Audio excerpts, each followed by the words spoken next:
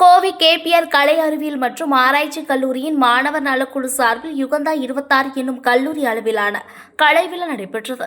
இந்நிகழ்விற்கு கல்லூரியின் தலைவர் டாக்டர் ராமசாமி தலைமையேற்று இளைய தலைமுறையினர் கல்வியோடு கலையார்வம் கொண்டவர்களாக திகழ்ந்து சமூகத்தின் உயர்வுக்கு துணை நிற்க வேண்டும் என கூறினார். அவரை தொடர்ந்து கல்லூரியின் நிர்வாக இயக்குநர் சிகாமணி ஆற்றலுடன் முயற்சி செய்தால் வெற்றி அடையலாம் என கூறி சிறப்புரை ஆற்றினார். கல்லூரியின் செயலர் காயத்ரி அனந்த கிருஷ்ணன் மாணவர்களின் வளர்ச்சி தன் ஆற்றலை வெளிப்படுத்தும் போதே தொடங்குகிறது என கூறி வாழ்த்துரை வழங்கினார்.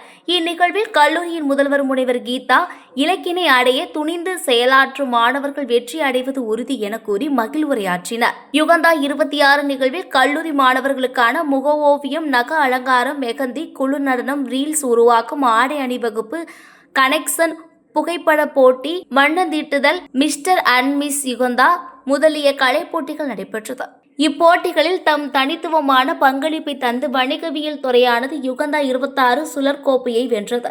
இந்நிகழ்வை ஒட்டி கல்லூரி வளாகத்தில் உணவு, உடை, சிற்றுண்டி, ஓவியங்கள், அழகு சாதன பொருட்கள், பயன்பாட்டு பொருட்கள் என பல்வேறு வகையான கடைகள் அமைக்கப்பட்டன.